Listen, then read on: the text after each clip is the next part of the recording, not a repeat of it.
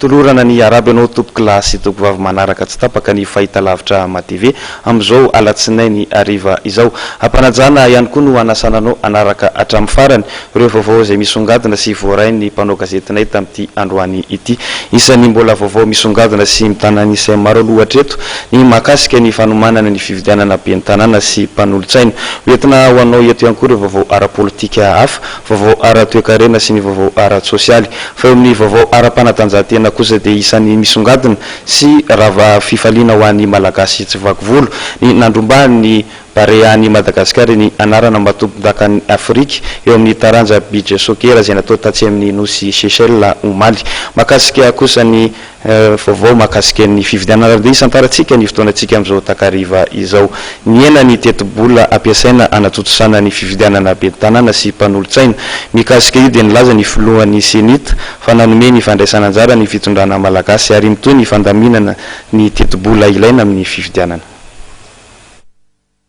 Raha 7 faingo valo tapitrisa dolara ny teti-bola ny faritan'ny senita anatanterana ny fividianana ben'ny tanàna sy mpanolotsaina izay ho totsaina ndraiky amin'ny 30 jolay 2024 dia mbola ny 12 faingo enina tapitrisa dolara ihany ny teti-bola ao anatin'ny PASEM ary avy amin'ny fitondrana afaka ampiasaina.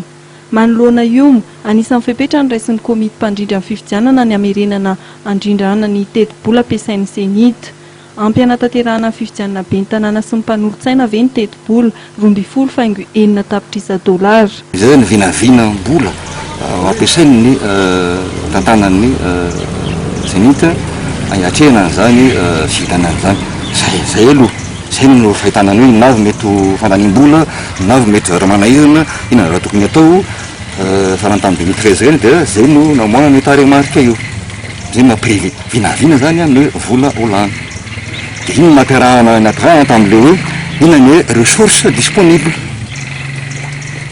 ina zany zao nefa hoe zavatra ataoko hoe fa azo interana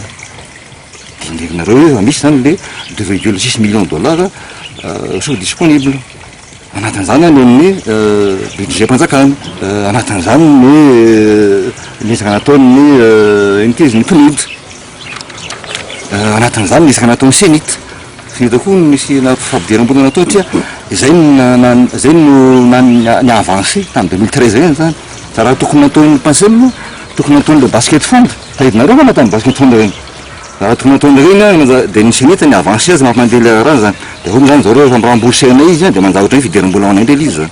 Tafiditra ny fiomanana ny fiatrehana ny fividianana misokatra nanomboka androany ny fiofanana momba ny fandaminana ny disadisa mikasika ny fividianana. Sehatrasa natao androany zany dia rahan'ny senita sy ny ekesy ary ny KMF Knoe inona le izy ny intitulé izy dia hoe leadership et gestion des conflits pour les acteurs électoraux zay ny titre an'le izy zany hoe raha atoko amin'ny tena zany dia hoe fijerevana sady salamy natao tamin'ny 2013 raha mahatsiaro nareo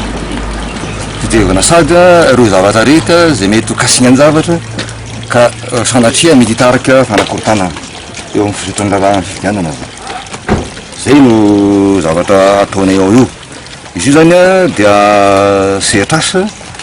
ataon'le caisse centre européen d'appui au processus électoral izy io en partenariat miaraka amin'ny SADC tonga dia farazanareo avy hatrany le fipetrana raha zany SADC zany le miaraka amin'ny SADC ESN electoral support network misy ny programme idolo zany ho an'ireo firenena mambarany SADC zany Madagasikara zany efa zany 2013 io ary efa naompy tokoa hitantsika nahita reny dia izy eo avegnareo zany